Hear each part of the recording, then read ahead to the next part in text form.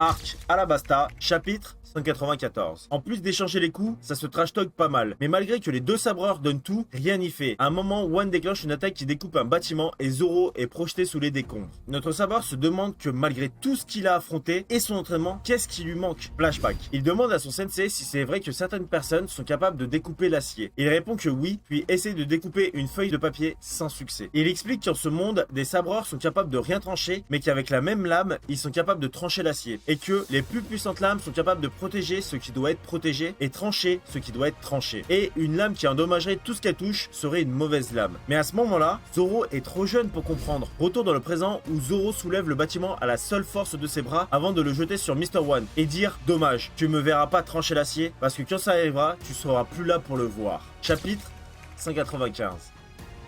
Le chapitre, alors que le bâtiment tombe sur One et le découpe en petits morceaux, Zoro, essayant de capter l'enseignement de son maître, fonce et les deux bretteurs enchaînent les attaques, mais sans succès. À un moment, c'est trop pour One, qui transforme ses bras en foreuse et Zoro tente de parer l'attaque. La vitesse de rotation est telle qu'elle crée des étincelles et repousse les lames de Zoro, qui finit par être touché de plein fouet, déchiquetant son torse, le projetant contre un pylône. Notre sabreur, sans ses lames, se met dos au pylône, à l'agonie, pour faire face à l'ennemi qui lui assène le coup final. Détruisant le pylône derrière lui, laissant s'écraser le pont qu'il maintenait sur notre sabreur. Alors que One s'en allait, il se retourne. Et Zoro est debout au seuil de la mort. Mais son esprit, lui, n'a jamais été aussi clairvoyant. Il ressent absolument tout. Où se situent ses lames, où sont les débris, la respiration de son adversaire, qui se demande comment c'est possible qu'il soit encore en vie. Zoro, en réponse, passe le tranchant de sa lame sur des feuilles de palmier sans les abîmer. Puis tranche un rocher comme du beurre. Les deux sabreurs se lancent dans un ultime assaut. Alors que les deux se trouvent dos à dos, Mr. One s'écroule. Notre sabreur, alors qu'il finit de regagner sa lame, dit: tu as toute ma gratitude, grâce à toi je peux devenir encore plus fort. Chapitre 196. 4 hommes débarquent après avoir ouvert la porte gardée par Nico Robin. Il s'agit des Tsumegiri, 4 gardiens d'élite du royaume d'Alabasta. Puis chacun se rend compte qu'ils ont bu l'eau des héros. Elle confère une force surhumaine, mais la contrepartie, c'est que tu meurs après quelques minutes. Alors qu'il se jette sur Crocodile, il ne va même pas prendre la peine de les affronter en se mettant en hauteur, alors qu'ils agonisent sur le sol du palais. Pour Shaka, c'est trop. Il se transforme en chacal, il a mangé le Inu Inunomi, le fruit du Canidé version chacal. Comme Chopper, c'est un fruit du démon de type Zoan. One demande à Zero s'il compte trancher le diamant maintenant. Il répondra que c'est du gâchis. Souriant, One s'écroule en disant: je m'incline. Puis c'est au tour de Zoro alors que ses pensées vont vers les membres de son équipage. Et sur la place, les soldats voient leur commandant battu au sol sans problème par Crocodile. Alors que les rebelles arrivent dans leur dos et qu'il ne reste plus que 25 minutes avant que la bombe explose. Une silhouette crie Vivi. Chapitre 197. C'est Koza qui vient d'arriver et il découvre la scène. Il comprend que quelque chose ne va pas, mais n'arrive pas à mettre le doigt dessus. Puis Crocodile lui explique tout avant de lui dire qu'il va le tuer. Mais Cobra lui dit: c'est pas fini, tâche de sauver des vies, avant que Shaka lui hurle dessus pour la bombe et lui dit de se dépêcher. Alors qu'il part en courant, il est plaqué au sol par Vivi qui lui dit que si les gens apprennent qu'il y a une bombe, ça sera le bordel. Il faut d'abord stopper le combat. Le corsaire se lance à l'attaque comme si j'allais vous laisser faire. Alors qu'il est contré par Shaka, il compte tenir pour leur laisser un maximum de temps pendant qu'ils partent sur la place et que les rebelles arrivent. Vivi hurle aux gardes d'hisser le drapeau blanc aux côtés de Koza, expliquant qu'ils n'ont plus aucune raison de se battre. Les rebelles arrivent prêts à en découdre, mais sur place, alors que les deux armées se font face, ils voient leur leader Koza avec un drapeau blanc entouré de gardes. Alors qu'il explique que c'est fini et que les gardes ne souhaitent plus se battre, plusieurs coups de feu venant des agents de Baroque Works infiltrés dans les rangs de la garde ouvrent le feu sur Koza qui est touché. La rébellion est aveuglée par la rage. Chapitre 198. Alors que le corps de Koza s'effondre, un tourbillon de poussière lancé par Crocodile se lève et les agents de Baroque Works infiltrés dans les deux camps en profitent pour tirer sur chaque groupe. La haine atteint son paroxysme dans les deux camps, qui s'engagent dans une mêlée sur place alors qu'il reste que 15 minutes avant que la bombe explose. Vivi s'égosille en vain. Cessez le combat! Mais son père va lui dire de s'enfuir. Pas question, répondra-t-elle, en disant qu'il lui reste du temps pour sauver des vies et stopper la bombe. Crocodile l'attrape à la gorge et la soulève en lui disant qu'elle fait de la peine. Avec ses idéaux, qu'elle est pathétique parce qu'elle n'a même pas la force de réaliser ce qu'elle entreprend. Elle répond les larmes aux yeux qu'elle est peut-être pathétique, mais qu'elle aime son pays et qu'elle ne renonce pas à ses idéaux, alors que les hommes en contrebas se déchirent. Le corsaire monte sur les créneaux du mur d'enceinte, tenant Vivi à bout de bras dans le vide. Il veut dire, dans 15 minutes, tout va exploser et personne ne sait rien de ce qui leur attend. Et que, si elle avait pété trop conne en déclenchant la panique avec la bombe, certes, il y aurait eu des morts, mais elle aurait pu sauver quelques milliers de vies. Vous m'avez bien fait rire. Au final, tu as réussi à faire plus de victimes qu'autre chose. Ton pays est condamné et tu ne peux rien y faire avant de la lâcher dans le vide sous les hurlements de son père. Crocodile rit à gorge déployée, mais une forme apparaît dans le ciel qui lui coupe l'envie de rire. C'est Luffy avec un tonneau qui chevauche pelle qui fonce dans leur direction. Chapitre 199. notre chevalier du ciel rattrape la princesse qui tombe. Elle explique ce qu'il va se passer dans 15 minutes, les larmes aux yeux se cramponnant à Luffy. Alors qu'il se pose au pied du mur d'enceinte, les membres de l'équipage se rassemblent à leur niveau, heureux et soulagés de voir que leur capitaine est toujours en vie. Puis, alors que Nami défonce Usopp pour son bâton, que Sanji reproche à Zoro que Nami soit blessé, Luffy s'excuse d'avoir perdu. C'est la première fois et que cette fois, ça va être différent. Il s'élance en haut des remparts et Crocodile lui demande « C'est quoi l'intérêt? Tu peux même pas me toucher ?» Sa réponse, un énorme crochet du gauche dans la mâchoire, avant d'enchaîner sur une deuxième attaque qui envoie le corsaire au sol. Holsunday laisse apparaître un léger sourire et le roi est stupéfait. Le temps s'écoule pendant que les hommes s'entretuent en contrebas. Luffy annonce qu'il a compris qu'il est capable de le toucher quand son corps est mouillé grâce à l'eau qu'il a reçue à Yuba. Il ajoute « C'est pour ça que tu empêches la pluie de tomber, elle te fait peur. Maintenant, je vais te monter en l'air. » Chapitre 200.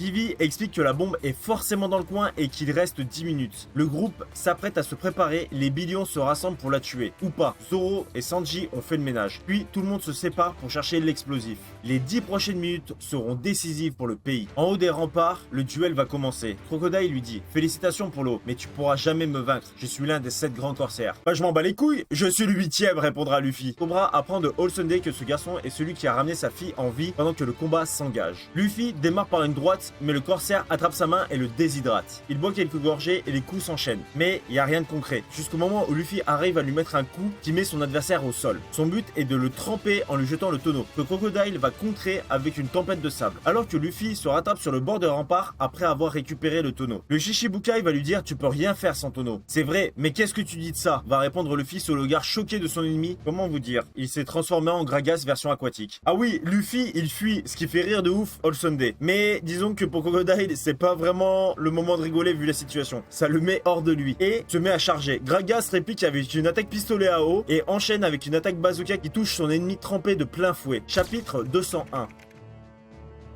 Crocodile s'éclate contre un petit bâtiment qui s'écroule sous le choc. Cobra est déclouté du mur par Nico Robin qui lui ordonne de la conduire au poneglyphe. Le corsaire pose une main par terre et l'herbe flétrit. Le sol s'écroule sous les pieds de notre héros qui réplique avec 3 boules d'eau, mais grâce à son pouvoir, il arrive à les absorber et continue de transformer le sol en sable. Absolument tout est consumé par le pouvoir du corsaire, même les statues deviennent poussière avant qu'une explosion de sable envahisse la zone. En ville, Holsunday est stoppé par Tashigi et sa troupe. La pirate les menace. C'est simple, soit vous me laissez passer, soit vous crevez tous. Et Cobra va dire laissez-moi tomber et allez sauver les gens sur l'esplanade. Une bombe va exploser à 16h30. 16h30, c'est l'heure du goûter.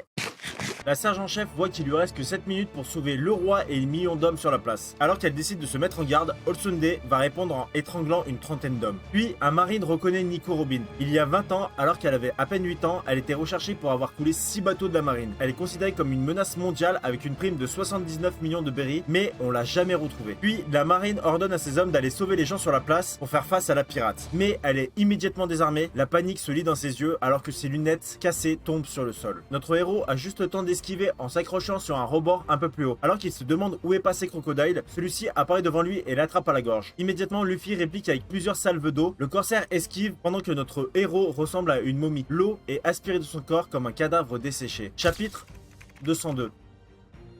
Il ne reste que 6 minutes avant que la bombe pulvérise la place. Crocodile laisse tomber le cadavre desséché de Luffy en contrebas avant de partir rejoindre Nico Robin. Une fois parti, Luffy gît sur le sol. Les tirs d'eau qu'il avait fait juste avant lui retombent dessus. Bon, heureusement qu'il est le héros de l'histoire parce qu'il s'est fait rouler dessus 2 fois en même pas 24 heures. Bref, réhydraté, il se lance à la poursuite du corsaire. Dans les tombeaux de la famille royale du palais à l'est, on retrouve Nico Robin et Cobra qui prennent un escalier dérobé. Pendant la descente, on apprend que peu de gens connaissent ce genre de secret et que le poneglyphe est gardé par la famille royale depuis des générations. Et si elle s'est associée avec Crocodile et qu'il ne la tue pas, c'est qu'apparemment elle serait l'unique personne à savoir déchiffrer cette stèle qui donnerait l'emplacement de Pluton. Alors qu'ils y arrivent, c'est le bordel sur la place. Pendant que les hommes se déchirent, notre groupe cherche désespérément la bombe. Il reste moins de 5 minutes. Sanji conclut que la bombe doit être trop grosse pour être portée à Shai de la place et décide d'y retourner. Luffy trouve Tashigi au sol qui a l'air d'avoir bien ramassé. Alors qu'elle commence à récupérer son katana, il lui demande où se trouve Crocodile. Là, on a un petit flashback où on la voit perdre face à Nico Robin avant que le corsaire arrive à son tour et lui dit la justice n'appartient qu'aux plus puissants et lui conseille d'abandonner. Puis, résignée, à contre-cœur, elle indique la direction à Luffy qui part en courant en la remerciant. Pris de doute, elle se demande qu'est-ce que la justice. Alors qu'il court en direction du tombeau, Luffy s'écroule. Alors qu'il se relève, on voit clairement que les blessures ont raison de lui et s'écroule à nouveau épuisé physiquement. Robin lit le poneglyphe pendant que son partenaire emprunte l'escalier dérobé. Le combat continue sur la place pendant que nos héros recherchent toujours l'engin explosif. Il reste 4 minutes. Chapitre 203. Robin semble déçue des informations sur le poneglyphe et son partenaire arrive et lui demande si elle a réussi à le déchiffrer. Alors qu'elle commence sa lecture, cette stèle raconte l'histoire du pays d'Alabasta. Crocodile l'interrompt énervé parce qu'il s'en branle de l'histoire de ce pays. Ce qu'il veut savoir, c'est où est Pluton. Elle répond que ça narre l'histoire du pays, Pluton n'est même pas mentionné. Puis, après un moment de blanc, le corsaire prend la parole et dit: dommage, vous avez été une partenaire de choix, mais l'heure est venue de vous tuer. Qu'elle a été d'une grande utilité et qu'il est reconnaissant. Mais que comme elle a trahi sa promesse, le poneglyphe ne donne aucune indication sur Pluton. Elle va esquiver un premier coup et répliquer: en 4 ans qu'on bosse ensemble, vous pensez que je suis aussi naïve, en lui jetant une fiole d'eau pour le poignarder. Mais il disparaît avant de réapparaître dans son dos et lui transperce le torse avec son crochet. Je vous pardonne. Vous savez pourquoi? Tout simplement parce que je n'ai jamais fait confiance à personne pendant qu'elle s'effondre sur le sol. Il se dit que vu la réaction de Cobra, il sait que Pluton existe et qu'il cherchera par lui-même une fois ce pays dans ses mains. Le tombeau commence à trembler et des pierres s'effondrent. C'est Cobra, il a déclenché un mécanisme qui fait que la structure s'effondre sur elle-même. Il compte bien, en tant que 12e roi de la dynastie des Nefertari, l'embarquer avec lui dans la mort plutôt que de lui laisser le pays. Il va répondre qu'il a juste à tout changer en sable et que ça ne changera rien parce que une fois le tombeau écroulé, dans 3 minutes, la place sera balayée par l'explosion et il deviendra le maître de ce pays. Vivi, après avoir trébuché sur le sol, pense. Elle en vient à la même conclusion que Sanji. Elle sait où se trouve la bombe. Elle demande à Usopp de tirer un signal pour rassembler tout le groupe. Luffy, après sa sieste, se sent beaucoup mieux. Il court en direction du tombeau, prêt à éclater la gueule du croco. Chapitre 204. Pendant que Luffy s'enfonce dans le tombeau, le signal a attiré les gars de Baroque Works qui encerclent Vivi et Usopp pour se débarrasser d'eux.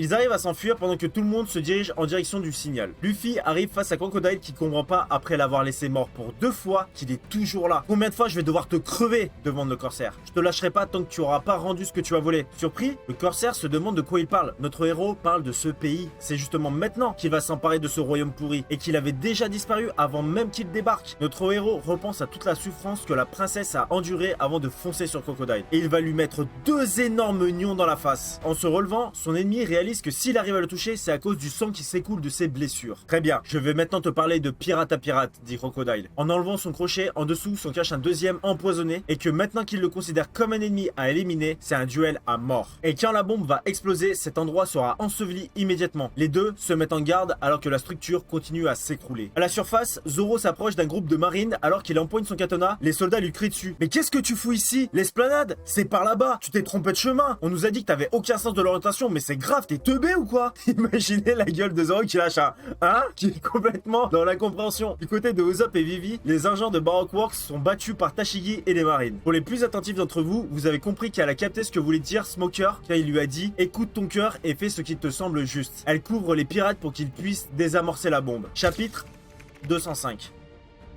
Usopp et Vivi, surpris des marines, arrivent au pied de la tour de l'horloge. Le groupe se rassemble, mais quand Pell arrive, il est abattu par une arme à feu en forme de grenouille. Pendant que les hommes s'entretuent sur la place, le duel entre le Grand Conseil et Luffy continue et honnêtement, ça fait pas rire. Ils se mettent velus sur la gueule. Mais ça veut aussi dire que notre héros tient tête à un mec qui a une prime de 80 millions de berries. Cependant, il a été touché par le crochet empoisonné. Et le corsaire va lui dire: après tout ce que tu as fait, tu as quand même perdu. Tu comprends vraiment chi, répondra notre héros. De retour sur la place, c'est le stress. Le groupe se demande où est Pell parce qu'il faut monter tout en haut et il reste 1 minute. Puis Sanji passe la tête par la fenêtre alors que les gens lui demandent comment ça se fait qu'il est là. Il explique qu'il a juste suivi le message qui parle de la tour et Zoro se retrouve un peu plus haut. S'il est en haut de la tour, c'est qu'il a suivi les instructions des marines qui lui disaient d'aller vers le nord. Il a confondu nord et hauteur. Mais le problème, c'est que l'escalier qui permet d'accéder à la tour et au pied du bâtiment et défoncer les murs, ça semble pas un bon plan. Vivi s'élance dans les escaliers mais Nami lui dit: attends, j'ai une idée. Dans le même temps, l'horloge s'ouvre comme une porte et laisse place à un gigantesque canon gardé par Mr. Seven et Miss Father's Day et il compte déclencher le tir dans 30 secondes. Chapitre 206. Les marines font tout pour stopper les agents de Baroque Works, pendant que les rebelles et l'armée royale se battent sur la place. Les 2 agents de Baroque Works jubilent, ils vont avoir une sacrée promotion après cette mission. Crocodile demande ce qu'il n'a pas compris alors que les deux continuent de se mettre violemment sur la gueule. Puis il enchaîne: que tu gagnes ou tu perds, dans tous les cas, tu vas mourir ici et c'est quoi l'intérêt de s'acharner? Plus que 15 secondes avant le tir, le plan de Nami: Usopp et Komei par-dessus, tu as Chopper et encore dessus, tu as Vivi. Vous allez voir que la physique, on s'en bat les couilles. Nami lance son cyclone fonctionne dans les couilles d'Usopp qui effectivement est propulsé dans les airs. À son tour, Chopper saute depuis le dos d'Usopp. Le mec, c'est juste une plateforme dans un jeu vidéo en fait. Puis c'est Sanji qui fait une reprise de volée de Chopper et Vivi en direction de Zoro. Puis Zoro va les envoyer avec ses sabres, mais le duo en haut les repère. Crocodile dit: tu dois chier à ce pays. Pourquoi tu te bats quitte à y laisser la vie? Ça serait tellement plus simple de laisser tomber. Je te l'ai déjà dit, tu comprends pas, répond notre héros. Vivi voudrait que personne ne meure et pourtant c'est la première à se sacrifier pour les autres. Je compte pas l'abandonner même si je dois y laisser la vie parce que c'est mon ami. De retour à la verticale de la tour où le duo de snipers met en jeu nos alpinistes, il reste que 7 secondes. Chapitre 207. Le poison se répand chez Luffy qui finit par tomber au sol. Crocodile rigole en se moquant de notre héros. Au final, de toute façon, tu as beau t'acharner, si tu arrives pas à me battre, c'est que tu as fait tout ça en vain. Un novice comme toi n'avait aucune chance. Il reste 6 secondes. Zoro propulse Chopper et Vivi et il prend les balles des snipers. Décidément, depuis le début, il ramasse. Puis il remonte leurs armes en direction de Chopper seul qui est dans les airs, mais sans Vivi. Il a réussi à esquiver les tirs en changeant de forme. Il reste 3 secondes et le duo se demande où se trouve Vivi qui a été projetée par notre reine un peu plus tôt. Elle attaque ses adversaires qui esquive. Il reste 2 secondes. Son attaque est finalement un boomerang qui met hors d'état de nuire ses adversaires qui dégringolent de la tour. 1 seconde. C'est la fin, annonce Crocodile. Rien, la bombe n'a pas explosé. Puis le corsaire annonce qu'il a mis un minuteur d'une dizaine de secondes au cas où les deux se feraient battre. Vivi entend le tic-tac du détonateur et les cris des autres en contrebas. Chapitre 208. Vivi est devant la bombe impuissante, repensant aux paroles du corsaire qui la tourne en ridicule et lui dit que ce pays est condamné. Pendant que la bataille continue en bas, notre équipage se demande quoi faire. Vivi, à genoux, frappe le sol en maudissant Crocodile qui les a bien pris pour des cons. Puis une silhouette arrive derrière elle. Tant qu'elle se battra pour son pays, on continuera d'aider. Alors que Luffy se relève, un type comme toi ne réussira jamais à me vaincre. Le Shichibukai se moque de notre héros qui ajoute: je suis celui qui deviendra le roi des pirates. Le corsaire se lance à l'assaut pour lui dire que des idiots avec des rêves, ce n'est pas ce qui manque et qu'il réalise pas la tâche d'être sur cette mer. Au moment où son coup approche de Luffy, il esquive et avec son pied éclate le crochet sur le sol. La personne qui est derrière Vivi, c'est Pell. En se disant qu'il a eu pas mal de souvenirs ici, les enfants du clan des sables venaient souvent se cacher dans cette tour et ils lui en ont fait voir de toutes les couleurs. Petit flashback où Vivi prend une claque de Pell parce qu'elle jouait dans la réserve de poudre, le visage inquiet, il lui fait comprendre que c'est rien par rapport à ce qui aurait pu lui arriver. Puis, plus tard, on la voit chevauchant Pell dans les cieux et il lui fait promettre de rien dire au roi. Vivi s'amuse, puis va demander à Pell pourquoi il s'entraîne à la guerre. Il explique que maintenant il fait partie de la garde royale et il veut devenir fort pour protéger ce pays. Elle demande avec qui tu vas te battre. Il répond que le but c'est pas de se battre mais de protéger. Retour dans le présent où il s'adresse à elle avec un sourire sincère. Princesse Vivi, servir la famille Nefertari a été pour moi un véritable honneur. Il se transforme, agrippe la bombe avec ses griffes, pèle le faucon, dieu protecteur d'Alabasta, s'envole vers le ciel. Alors que le compte à rebours continue. Le souffle dévaste l'atmosphère et les toits des bâtiments. Il remplit sa mission jusqu'au bout. Il a protégé la famille royale. Chapitre 209.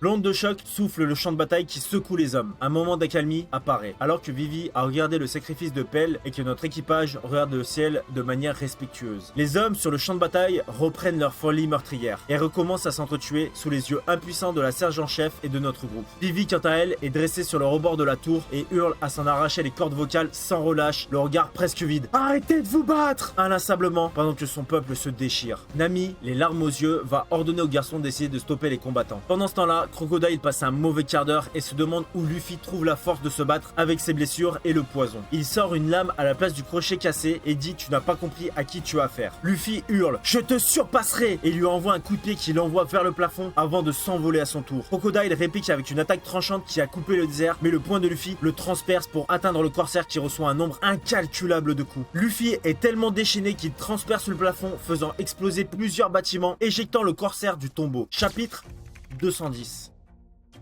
L'équipage essaye tant bien que mal de stopper les hommes comme ils peuvent. Et en arrière-plan, on voit les bâtiments se détruire et le corps de Crocodile voler au-dessus du champ de bataille. Notre héros, quant à lui, retombe dans le tombeau à bout de force. L'équipage réalise que si Crocodile est dans cet état, c'est que Luffy a gagné. Luffy, à genoux, est partagé entre le soulagement et les cris pour faire cesser le combat. Puis, alors que la tempête de poussière s'arrête, la pluie tombe enfin. Les armes tombent à leur tour des mains des hommes qui lèvent les yeux vers le ciel. Et c'est au tour de Crocodile d'atterrir sur le champ de bataille. Et Luffy de tomber dans le sanctuaire. La pluie est annonciateur d'une chose, la fin de la guerre. Les hurlements de Vivi percent enfin la place et demandent aux hommes de baisser leurs armes car le cauchemar est enfin terminé. Cobra remercie Luffy tandis que le bâtiment s'écroule sur eux. Chapitre 211. Les rebelles commencent à se dire que ça sera pas aussi facile après ce que leur a fait l'armée royale et le roi. Une voix s'élève. Soldats, jetez vos armes. C'est Shaka. Puis c'est au tour d'Igaram qui porte Kappa de dire aux rebelles de déposer leurs armes. Forcément, surprise pour notre équipage qui le pensait mort. Puis il demande à Kappa de raconter ce qu'il a vu. Le petit explique qu'ils se sont tous fait manipuler et que depuis le début c'est une mise en scène, ce que confirme Koza. Igaram dit qu'il va tout raconter mais à condition que les armes soient lâchées. Vivi descend les escaliers pour rejoindre son groupe qui est parti. Sur la route, il croise Cobra qui porte Luffy. Le roi explique qu'au dernier moment, Luffy a eu la force de les sortir avant de s'écrouler de fatigue. Vivi arrive, notre groupe comprend que l'homme devant eux est le roi en plus d'être le père de la princesse. Et lui comprend que c'est les pirates qui ont aidé sa fille. Ah oui, apparemment le poison a été neutralisé. Puis ils disent à Vivi de se rendre sur l'esplanade pour parler à son peuple. Ils n'ont pas à être devant de la scène et ça la foutrait mal de voir la royauté traîner avec des pirates. Alors que le père et sa fille se dirigent vers la place, notre groupe s'effondre épuisé par la fatigue. Et sur celle-ci, les gens ont eu l'explication de toute l'histoire pendant que Crocodile est privé de tous ses titres et mis en état d'arrestation. Ainsi que tous les membres de Baroque Works par la marine à l'exception de Bonclay. Tout le monde réalise qu'ils ont commis l'irréparable et les regrets se lisent sur les visages. Le roi marche en plein milieu de la place et je vais vous lire son discours. C'est bien normal d'avoir des regrets et de se sentir impuissant. Nous avons beaucoup perdu sans rien y gagner, mais il nous faut avancer. Peu importe le camp dans lequel vous avez combattu, la bataille est désormais finie. Puis hurle. Personne ne peut faire comme si le passé n'avait jamais existé. Vous devez maintenant assumer cette guerre et continuer de vivre, peuple d'Alabasta. Alors que les larmes de soulagement coulent sur les visages, ce discours sonne la fin d'une des plus grandes batailles de l'histoire, alors que celle de nos héros restera dans l'ombre à jamais. Chapitre 212. Au nord du royaume d'Alabasta, on retrouve Smoker accompagné d'une camarade de promo, Ina, qui est elle aussi colonel. Elle a une sorte de tic, c'est de dire ses émotions à la troisième personne. Pendant leur conversation, on apprend qu'apparemment Smoker, c'est un peu un chien fou et qu'il a fait appel à ses troupes d'élite pour retrouver un bateau et qu'elle trouve ça abusé en plus de plaindre Tashigi. Le bateau en question est un générateur de pluie et il lui amène au QG avec Tashigi et Crocodile quand ils arriveront. Puis il tire à pile aux faces. J'avoue que j'ai pas compris l'intérêt. À Alubarna, la sergent-chef interdit à ses hommes de capturer les chapeaux de paille, toujours épuisés au sol, alors que les gens s'occupe des blessés, Vivi est au chevet de Koza. La pluie rend tout le monde heureux qui célèbre. Ça faisait 3 ans qu'il n'avait pas plu dans le royaume. La nuit, nos héros ont été ramenés dans le palais royal et dorment à poing fermé. Alors qu'Igaram vient voir la princesse qui regarde la pluie, il lui dit que Pell a été le guerrier le plus noble qu'il n'ait jamais connu. Le jour suivant, Tashigi arrive au bateau d'Ina. Elle dit à peine bonjour à la colonelle et s'excuse tête baissée et souhaite aller se reposer. Puis elle croise Smoker qui lui dit qu'il est au courant pour le chapeau de paille. Elle lui demande pardon car elle les a aidés à la place de les arrêter et que c'est indigne pour la marine. Tu n'as pas à t'excuser, tu as fait ce qu'il te semble juste, n'est-ce pas? Demande Smoker. Elle va répondre qu'il se trompe. Elle a fait ça parce qu'elle ne pouvait pas faire autrement et qu'elle n'a pas pu les aider parce qu'elle n'était pas en position de choisir ce qui lui semblait juste. Il explique que pour survivre dans cette région, il faut monter en grade. Elle le dépasse tête baissée et lui dit qu'elle va se reposer. Il l'insulte d'imbécile et ajoute si tu t'en veux à ce point, t'as qu'à devenir plus forte. Alors qu'elle pleure ce qu'elle jure de faire. Smoker reçoit un appel du QG. On lui annonce qu'il va monter en grade avec Tashigi et qu'ils vont être décorés. Il va se rebeller en disant que son rapport, c'est clairement pas lui qui a fait taf, mais les pirates. Ina va intervenir en disant que jamais le gouvernement mondial cautionnera et cachera la vérité. Smoker pète un câble et Ina essaye de le raisonner. Il va dire à l'escargophone: vous dites qu'on a arrêté Crocodile? C'est précisément parce qu'on en a été incapable que Tashigi pleure dans sa chambre. Tu diras au vieux con du gouvernement mondial d'aller se faire foutre. Chapitre 213. Globalement, il se passe pas grand chose. C'est des petits moments de vie où nos héros récupèrent alors que les habitants commencent à reconstruire le pays. La marine demande de rentrer dans le palais, mais l'accès est refusé par Shaka. Luffy se réveille après 3 jours, ça fait un giga banquet préparé par Terracotta, la femme d'Igaram. Et ils sont clairement scandaleux à table. Ensuite, ils sont amenés au bain et Cobra les remercie pour ce qu'ils ont fait. Notre groupe décide de ne pas s'éterniser. Maintenant que Luffy est réveillé, en plus que la marine les recherche, surtout qu'entre temps, Igaram se précipite pour les prévenir parce qu'ils ont de nouvelles primes. Luffy passe à 100 millions de berries et Zoro 60 millions. Chapitre 214. Igaram débarque dans la pièce où est logé notre équipage. Mais il reste que Vivi. Elle lui raconte qu'ils ont déjà repris la mer. Sur un bateau, on retrouve Full Body et Django, qui est devenu un soldat de la marine. Bref, ils ont défoncé les pirates qui se dirigent vers le port de Nanohana avec le bateau qu'ils viennent de capturer. Ina semble déçue qu'ils prennent autant de temps. Et un soldat fait son rapport comme quoi il y a 30 bateaux qui bloquent chaque port du royaume. Mais il y a un problème. Ils étaient sûrs d'avoir vu le Going Merry à Elmar, mais il n'y est plus. Ina demande des explications. Avec le nombre, c'est impossible qu'ils aient quitté le pays sans le savoir. Bon, si Django et Full Body ont mis du temps, c'est parce qu'ils ont cueilli des fleurs pour Ina. Elle leur dit d'aller rejoindre leur poste pour régler leur compte au chapeau de paille. Pour les deux, forcément, il y a un écho. Notre équipage chevauche les super canards et l'ambiance est détendue. Mais Nami semble déprimée. Elle dit qu'elle a pris une décision par amitié pour Vivi, elle réclamera pas les 1 milliard de berry. Encore heureux, répondent les gars, et notre petit groupe continue sa route. Retour au palais où elle explique qu'ils sont partis avec les super canards et que les avertir, ça ne changerait rien. Et qu'en plus, demain, elle doit faire un discours. Igaram trouve qu'il y a quelque chose de louche dans le comportement de Vivi. Maintenant que c'est plus le bordel, la princesse a du mal à trouver le sommeil. Puis, flashback. Notre groupe reçoit un appel de Bonclé. Il explique aux loulous, oui, c'est le nom qu'il leur donne, il leur a pris leur bateau. Bon, forcément, ça commence à gueuler. Mais il a fait ça parce qu'ils sont amis et qu'il est en amont du fleuve Sandora avec le Going Merry. Alors que nos héros se demandent si c'est un piège, une autre question se pose. Que doit faire Vivi? Les rejoindre et devenir une pirate ou rester ici? Nami lui dit, écoute Vivi, tu as 12 heures pour te décider. À demain, on sera à Tamarisk, une ville à l'est du royaume. Et que c'est leur unique passage. Ils ne pourront pas attendre, mais elle est la bienvenue si elle décide de les rejoindre. Et notre groupe s'enfuit par la fenêtre. Retour dans le présent où Vivi hésite. Au niveau du Going Merry, c'est les retrouvailles avec Bonclé, alors qu'il remercie les super canards pour le trajet. Au début, ça tire un peu la gueule, mais il explique qu'il ne les a pas pris pour un con, parce que quand il les a rencontrés la première fois, lui aussi ne savait pas que c'était eux, et que maintenant, Baroque Works n'existe plus. Ils n'ont plus aucune raison de se battre, surtout qu'ils sont amis, non? Il rajoute que s'ils n'avaient pas été là, la marine se serait emparée du bateau. Bon, ça suffit à Luffy, Usopp et Chopper pour commencer à s'amuser avec lui. Et les scènes me terminent, je les trouve tellement drôles. Zoro va dire, c'est pas parce que tes hommes et toi vous êtes bloqués ici que ça t'arrange d'avoir des alliés? C'est vrai, il va répondre. Mais en tant qu'ami et dans ces temps difficiles, il faut se serrer les coudes. Il est génial. Par contre, moins fun, les marines ont repéré le bateau et Ina ordonne que les hommes se préparent au combat. Chapitre 215.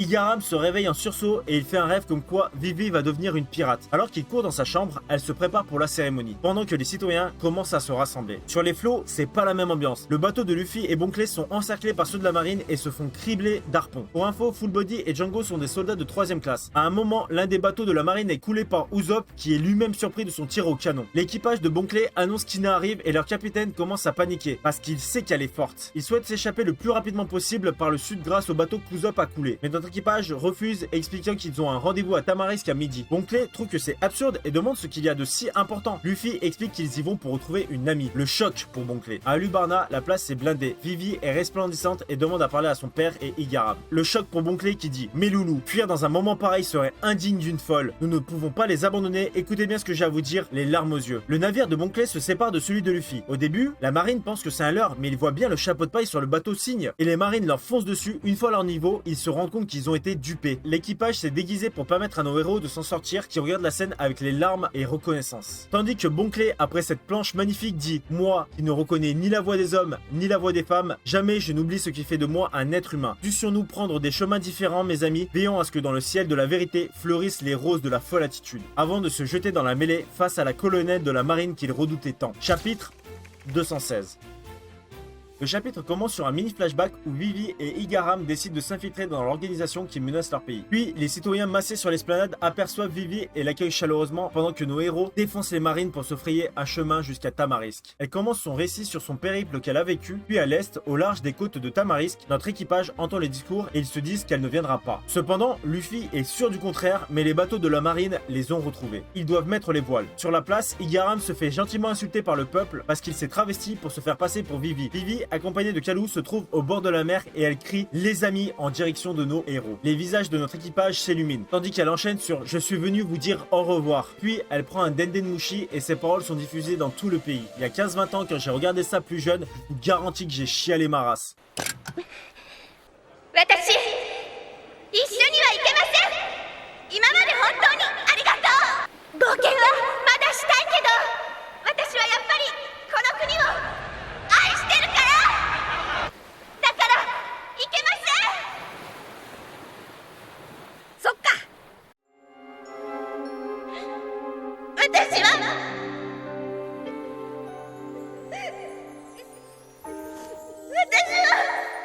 これでよしって。私はここに残るけど。仲間の印だ。いつからだ会えたらもう一度仲間と呼んでくれますか。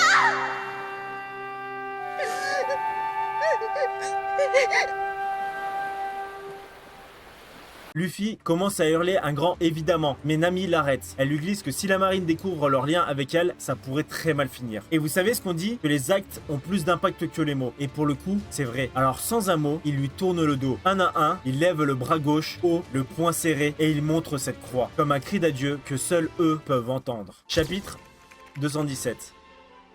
Sur le bateau d'Ina, elle capture l'un des derniers pirates avec son pouvoir, l'Orinori no Mi, le fruit du séquestre. Son pouvoir crée des barons en gros. Elle est à l'escargot avec Smoker et elle trouve qu'il se réjouit de leur fuite. À Alubarna, les gens sont déterminés à tout reconstruire et les sourires se voient sur les visages comme celui de Toto. Tandis que chacun se recueille sur la tombe de Pell, Vivi voit au loin le bateau de nos amis qui part sous les canons de la marine. Loncil va rejoindre l'escadron des super canards, me demandez pas pourquoi, et un médecin en plein milieu du désert va donner un bandeau à un homme qu'il a oublié après les soins et il ressemble à celui de Pell. Smoker et Tashigi découvrent les primes de Luffy et Zoro et se disent que c'est logique et ils ont hâte de prendre leur revanche. Sur le bateau de nos héros, c'est le retour au calme. Enfin, les gars des primes pour Vivi. Vous savez quoi, mettez pause, les deux planches, je les trouve trop drôles. Puis, quelqu'un s'est incrusté sur le bateau. Non, c'est pas Bon Clé, mais Nico Robin. Au début, c'est tendu. Elle reproche à Luffy de l'avoir humilié. Sanji, qui la voit pour la première fois en bon gros dalleux, prend sa défense. Notre capitaine dit qu'il n'a rien fait. Elle répond que maintenant tu dois assumer. Luffy lui demande mais qu'est-ce que tu veux au juste? Avec un sourire et à la surprise générale, elle dit que tu me laisses rejoindre ton équipage. Ainsi se termine l'arc et la saga Alabasta.